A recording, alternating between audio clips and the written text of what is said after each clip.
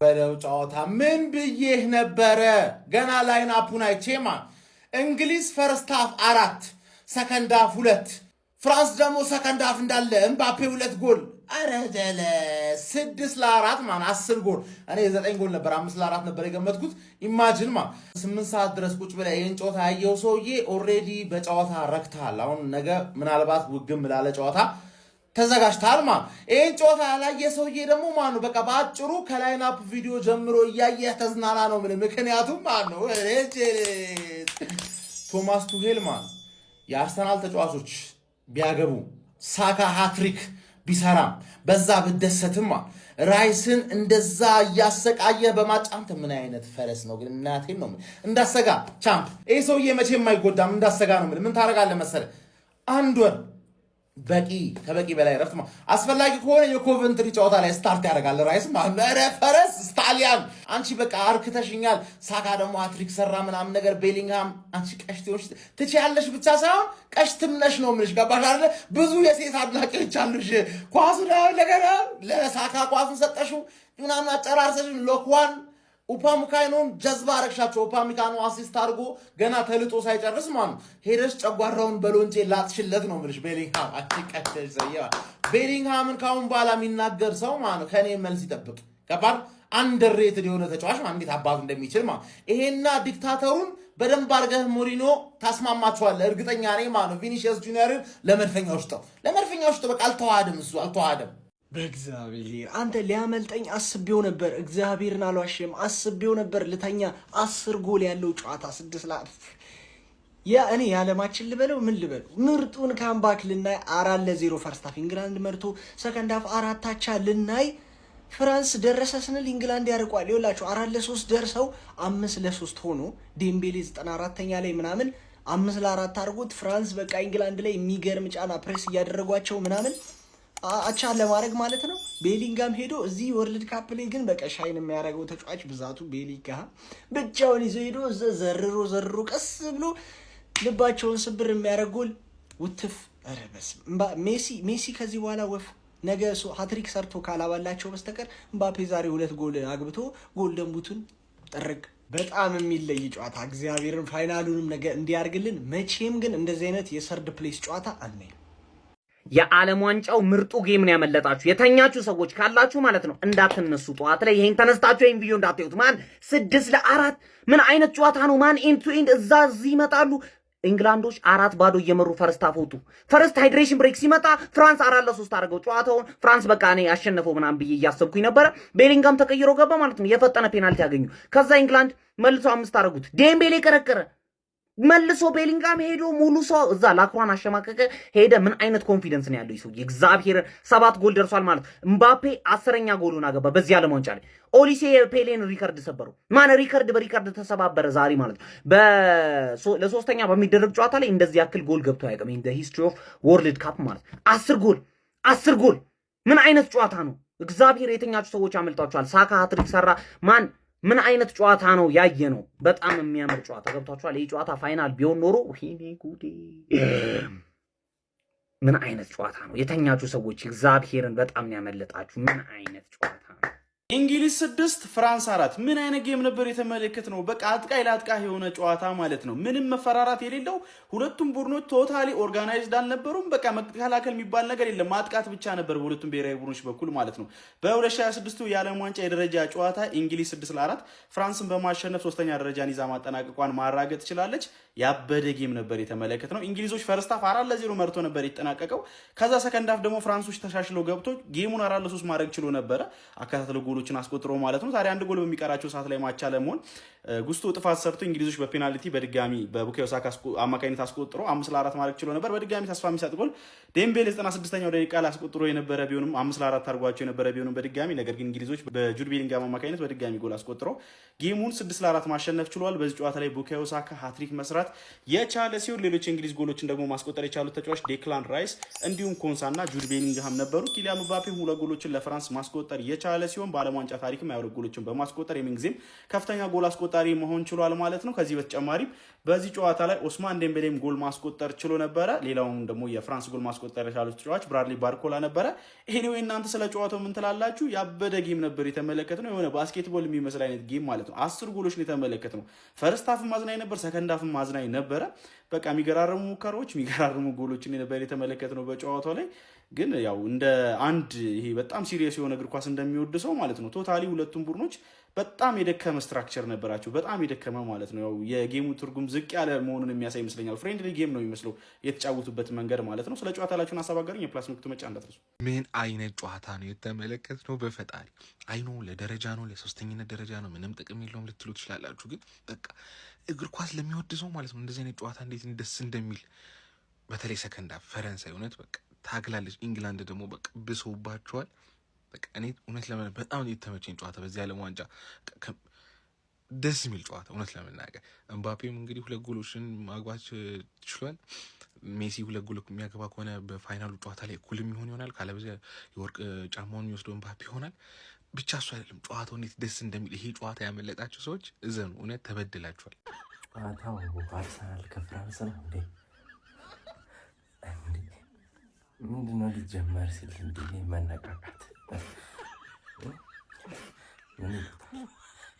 በጣም ብዙ የእግር ኳስ ቤተሰብ የደረጃ ጨዋታ መኖር የለበትም ይላል። እኔ በዚህ ሀሳብ አልስማማም። ጀመው እንደዚህ አይነት 5 ስታር በላይ የሆነ ጨዋታ ማለት ነው ቅብርር ያለ ፍጹም የማጥቃት ሂደት የሚታይበት አጫውት ልናንችልም በዚህ አጋጣሚ ካልሆነ በቀር በደረጃ ጨዋታ ላይ አንተ እንዴት አባቱ የሚያምር ጥራቱን የጠበቀ ጽድት ያለ ኳስ ነው ያየነው። አንተ ፈርስት ሃፍ ሌላ ቡድን ሀያል፣ ሰከንድ ሃፍ ሌላ ቡድን ሀያል።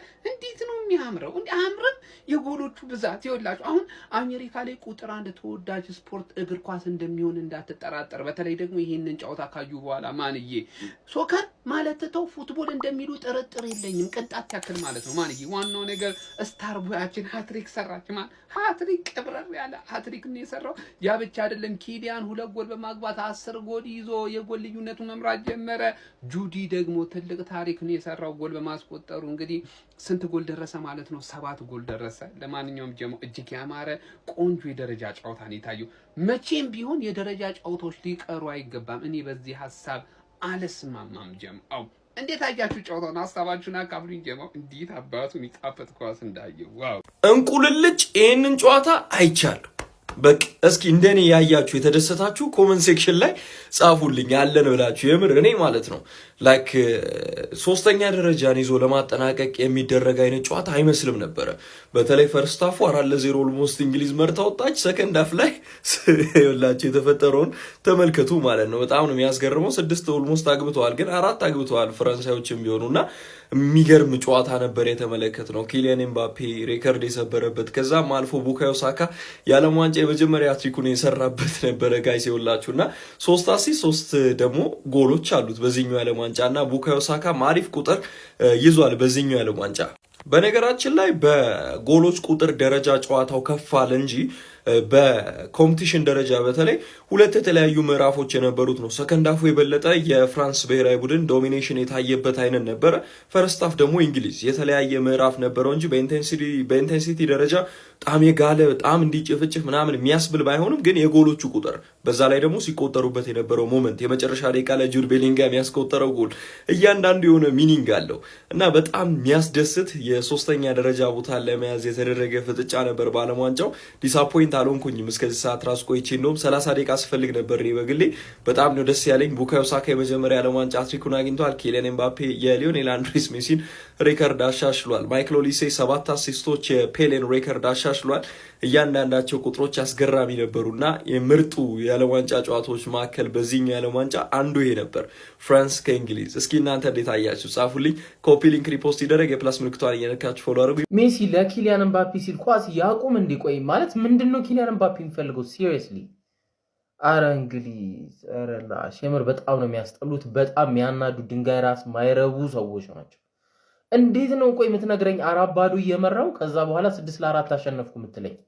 አረ ላሽ እንግሊዝ 6 ፍራንስ 4። እንግሊዝ የብሮንዝ ሜዳል ወይም የሶስተኛ ቦታዋን አግኝታለች። በዚህ ዓለም ዋንጫ ሶስተኛዋን ጨርሳለች ማለት ነው።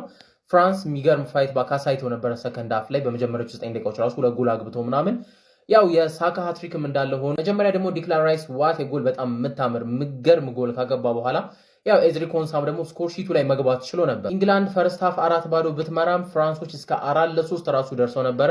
ኪሊያን ምባፔ 2 ጎል ካገባ በኋላ የዓለም ዋንጫ የምንጊዜውም ከፍተኛ ጎል አግቢ መሆን ችሏል በ22 ጎል በዛ ላይ ደግሞ አሲስትም ጨምሮበታል። ስቲል በዚህ ሁኔታ ላይ እንዳለ ደግሞ ላዩ ላይ ኦሊሴም ደግሞ ሌላ 2 አሲስት በዚህ ጨዋታ ጨምሮ በአጠቃላይ በዚህ ዓመት ዓለም ዋንጫ ብቻ 7 አሲስት ላይ ደርሷል። ሳካ መጨረሻ ላይ ፔናልቲውን ሲያገባ እንግሊዞች ያሸነፉ መስሏቸው ነበር፣ ግን ከዛ በኋላ ፓሜካኖና ዴምቤሌ ሆልድ ማይ ቢር ብለዋቸው ደግሞ አራተኛውን ጎል አግብቶ 5-4 ማድረግ ቢችሉም ጁድ ቤሊንግሃም ዋው ዋት ፕሌየር ዋት ጎል ማለት ነው። በቃ ኮንፊደንስ ራሱ ይለያል ነው ብላችሁ። ለማንኛውም እሱም 2-3 ምናምን ያለ የቀናነሳቸው ቦክስ ውስጥ ሄዶ የመጨረሻውና ማሸነፊያውን ጎል አግብቶላቸው 6-4 አሸንፏል። አንድም የእንግሊዝ ተጫዋች ከዚህ በፊት ዓለም ዋንጫ ላይ ይሄን ያህል ጎል አግብቶ አያውቅም። እንግሊዝም 3ኛ ደረጃዋን አግኝታለች። ብቻ በጣም የሚገርም ጨዋታ ላይክ ራቅ ብሎ ላይ ማይ ግን ደግሞ ለሜሲ ደጋፊዎች ግን በጣም የሚያስጠላ የሚያናድ ጨዋታ ኡፍ እግር ኳስ ነው ወይስ ደግሞ ፊፋ ጌም ነው የተመለከትነው ማለት ነው? ኧረ በስመ አብ የምሬ ነው ብላችሁ የዓለም ዋንጫ ምርጥ ጨዋታ ዛሬ ገና ተመለከትን። በቃ ሁሉም ሰው የደረጃ ጨዋታ ነው ምናምን አይረባ ምናምን ብሎ ትኩረት አልሰጠውም ነበረ፣ ግን ማለት ነው 6-4 ኧረ የትም የሌለ ጨዋታ የምሬ ነው ብላችሁ መከላከል የለውም። ኦፕን ፕሌይ በቃ እዛም ይገባል እዚህም ይገባል ምናምን ነገር። ያው ኪሊያን ምባፔ እንግዲህ ኦልሞስት የወርቅ ጫማውን ይዞታል ማለት ነው። ሜሲ ነገ እንግዲህ ሃትሪክ ሰርቶ ካላስደመመን በስተቀር ማለት ነው። ለማንኛውም በጥሩ ሁኔታ የደረጃ ጨዋታው ተጠናቋል ማለት ነው። ብዙ የጠበቅናት ፍራንስ ግን 4ኛ ደረጃ ጨረሰች ማለት ለዋንጫ የምትጠበቀው ፍራንስ እንግሊዝ 3ኛ ደረጃ ጨርሳለች። ግን ጨዋታው ጽድት ያለ ጨዋታ ነበር። ኦሊሴ እኮ ትንሽ እግሩን ሞረድ አድርጎ ቢገባ ኖሮ ከአሲስቱ ውጪ ላይ እናሸንፍ ነበር እኛ ፍራንሶች። ዛሬ ፍራንሶች ማለት ነው ላይ ይህ ጨዋታ ያመለጣችሁ ሰዎች የህሊና ጸሎት ያስፈልጋችኋል፣ ወር ደግሞ ነገ ጸበል ተረጩ። ገባችኋል? ይሄ ነው በቃ ታማጭ እንዴት ነው የሚያስደስተው በመድኃኒዓለም ስም። በአንድ ጨዋታ 10 ጎል ሳካ አሲስት፣ ቤሊንጋም ገብቶ ገና እንደገባ ቀልዶ እያገባ እነ ኤምባፔ ሲላጡ እነ ዴምቤሌ እየገቡ በቃ መላላጥ መጋጋጥ ያለበት እነ ባርኮላ ራይስ የሚገራርም ጎል እኔ ማንን ተርቼ ማንን ላቁም። በእናትህ ያበደ ምሽት እመቤቴን ያበደ ምሽት የሚገርም ፉክክር ላይ ሁለቱም በቃ ላይ ዋንጫ እንደማይበሉ ስለሚያውቁት ነፃ ሆነው ነበር የተጫወቱትና ያበደ ነገር ነው ያየነው ከሁለቱም ሳይድ። ብቻ ኢንጆይ አድርገናል። የዛሬውን ጨዋታ መቼስ አዳሚ ቆጠርክ የለ ኢንጆይ ግን አድርገናል። የፍራንስ አሰልጣኝ ሸኝተን ሲዳን ይምጣ ቀጣይ ዓመት የሚገርም ቲም ቢልድ ያደርግ በዚህ ስኳድ ማለት ነው። ለማንኛውም ሀሳባችሁን ኮሜንት ላይ ፎሎ ማድረጋችሁን እንዳትረሱ። ያበደ ጌም ኤምባፔ የማን ነው ጎልደን ቡት እስቲ ገምቱ። ይመቻችሁ።